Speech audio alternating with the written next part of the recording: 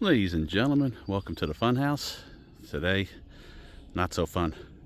Gonna be installing this Redarc Tow Pro Liberty electric trailer brake controller.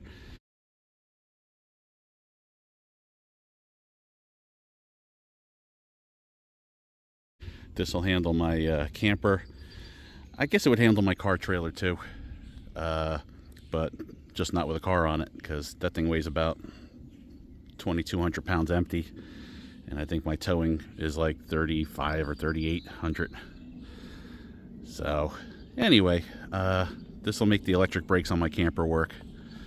The electric brakes on any 7-pin trail up to 2. I think this one's up to 2 axle. Let's face facts, nothing 3 axle, whatever makes sense to hook up to the back of this car. So let's get to it. Let's get started. Let's see what we got. Like I tell you guys, for every project we do, make sure you have everything before you get started, so you're not stuck in the middle of the job with stuff that's missing. This is the actual module itself. Got a big plug on this side and an Ethernet style plug on that side. I got a wire harness that goes with a Honda Pilot plug and play, and that looks like it is part number TPH013.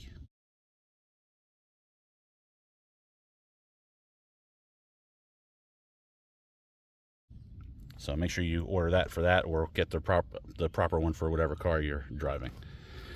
Got my instruction manual. The main module comes with an Ethernet cord with one end that has a 90-degree plug to it, which I'm assuming will be in the dash. The other end is straight, plugs in right there. And then you get a knob, which I believe turns and pushes in like a push button. There's a module there, and here is the knob itself. We'll get into the nitty-gritty of that later. But first things first, let's take apart the dashboard. I am missing a part. It's my own fault. There is a module. There's an extra spot in the dashboard. It has a blank in it. I thought I could use the blank, but I can't. I'll show you why later. First, let's get to taking the dashboard apart. To start with, you're going to want some kind of a trim panel removal tool, something that's plastic and won't scratch things up. And I find that what I found is that you want to take this panel off first, and it kind of hinges off. Put that somewhere safe where you won't step on it, and then you just kind of sort of start working it. You can keep using the tool, obviously. The key is don't work anything too far, too hard. Kind of just get a little wiggle and pull going. I cheated. I popped this out already, so I'm going to use this to kind of tug on it. But you see these little white clips popped out of those holes, and you're going to come out a little bit, and then you got to just make enough room to get in there to work on the wires. Honda does not give you a whole lot of slack. So in these plugs right in the middle, there's a little doodad that you can push down with your thumb. On this one, it's on the bottom.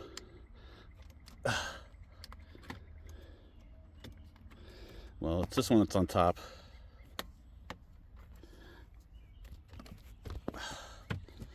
Sorry about the shaky photography, guys. This one's on bottom, dead center.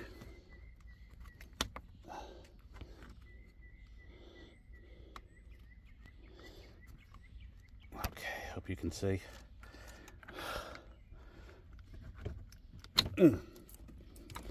This one is on top, dead center.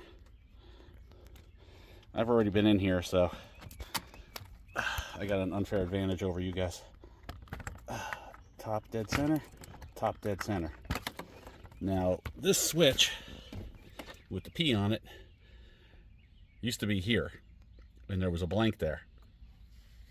I want to be able to get to the controls to adjust them while I'm driving without having to try and reach under and around the steering wheel. So what I did was, see these ears here? There's one top and one on bottom. If you squeeze them and push, the switch will pop out of the dashboard.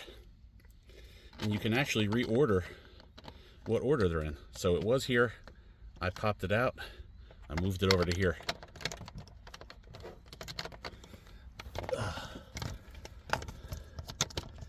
And to put it in, you just push it in.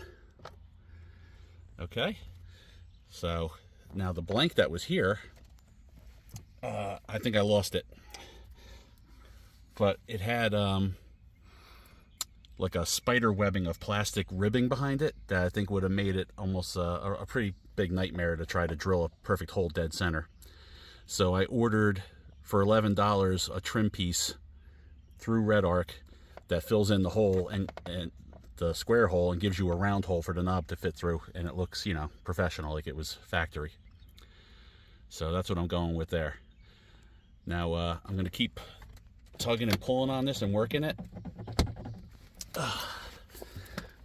This part is a real pain because A, it's tucked in behind some stuff, and B, you see that thing that looks like a vent hole right there? It's got some tubes and wires hooked up to it with no slack at all.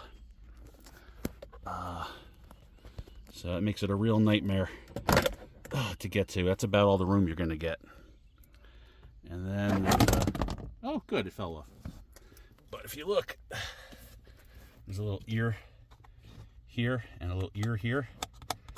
It's almost impossible to reach in here and get this hooked back up. When I took this apart to do exploratory and find out how to do it, I thought I plugged this back in good. I heard it click, but you saw it pop off. And shame on Honda for not giving us some more slack. And you'll see what a nightmare it is when we go to put it back together.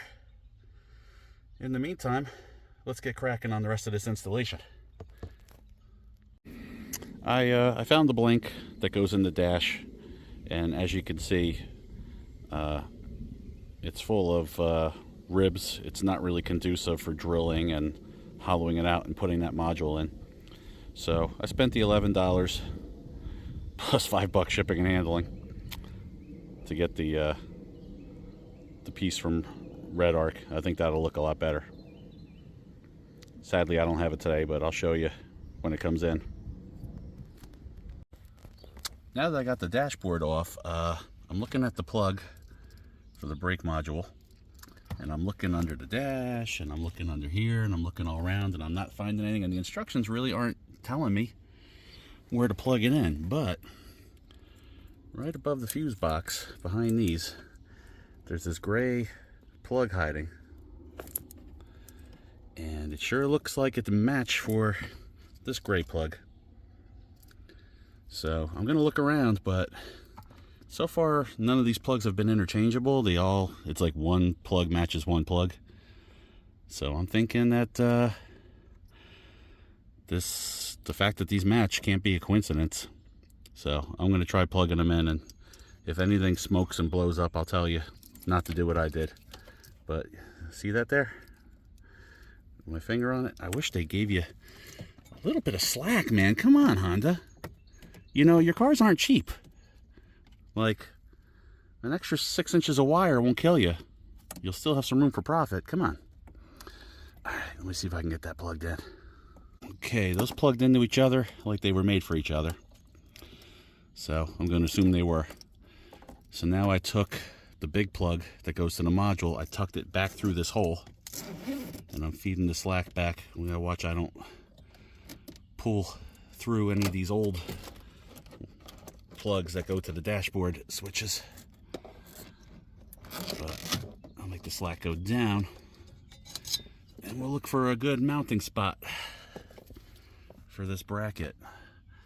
I'm thinking maybe the backside bracket. Look for a good mounting spot for this module.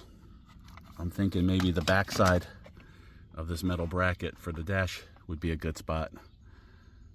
I'll get a couple of heavy duty zip ties on there and make it look pretty.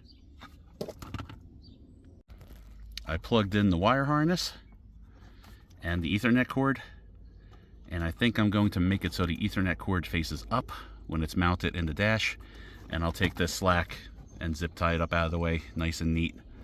It may even make sense to run it back out of the way somewhere, because I do have enough slack.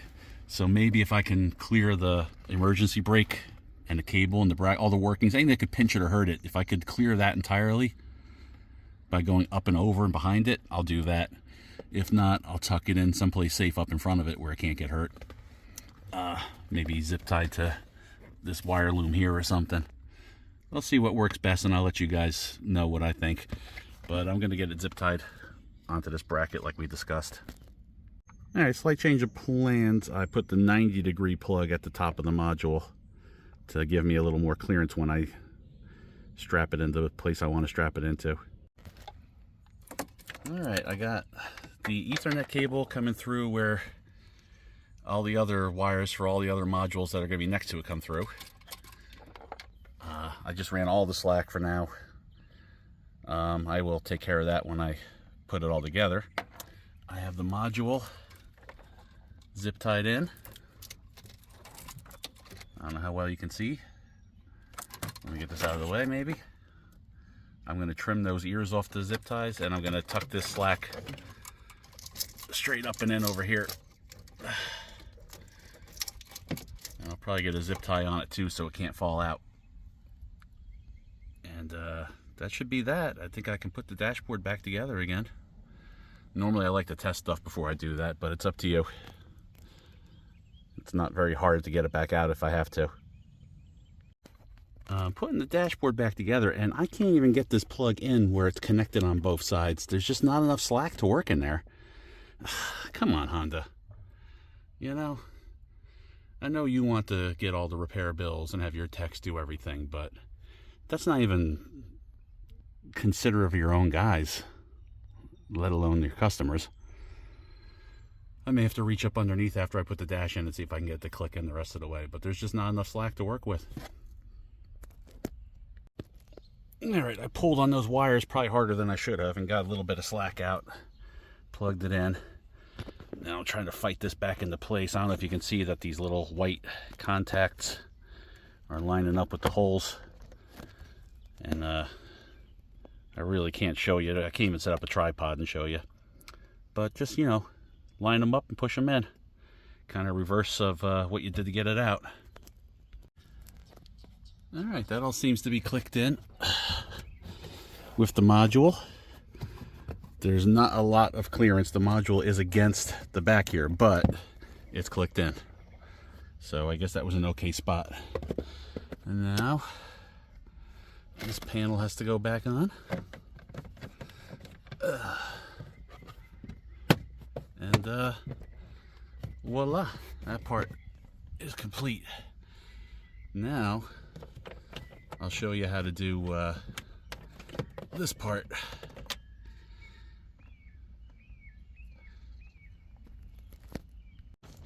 Okay, getting this all back together.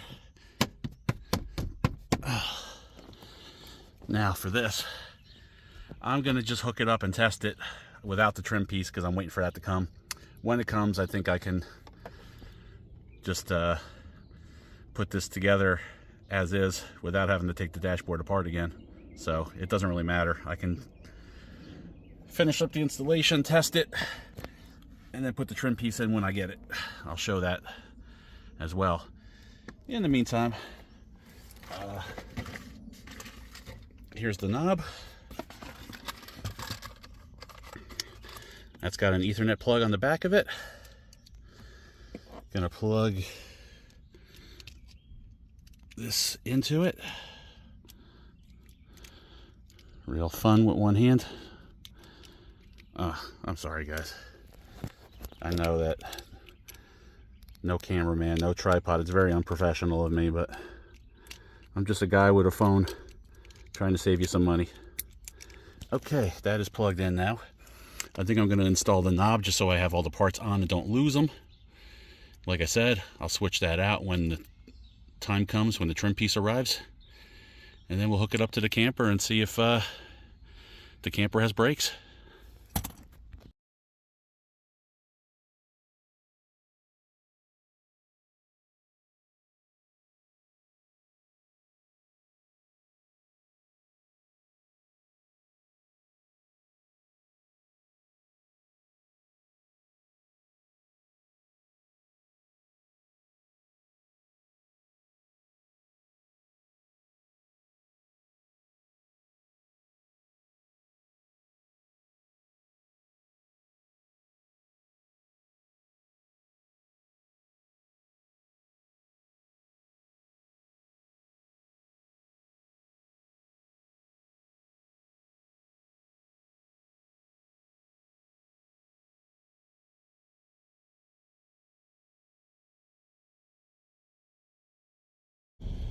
So there you have it. That's what it looks like installed.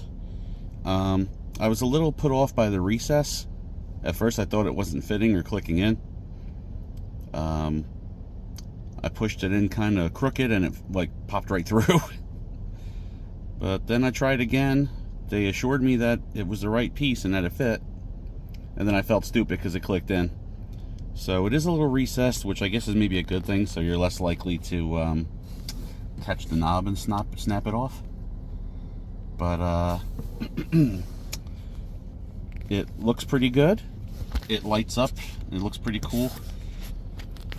It lights up blue when you have a trailer hooked up to it, and it goes from red to pink to telling you like how much braking it's applying. It's pretty intuitive. And I just turned it up a little bit higher when I was in the mountains and a little bit lower when I was on flat ground, and turned it off when I was parking the trailer, obviously, because I didn't need the trailer brakes fighting me. And it didn't lock the tires up, and it didn't feel like I was getting pushed around by the trailer. It did a great job. So I highly recommend this product. Alright guys, thanks for watching. Good luck with your project.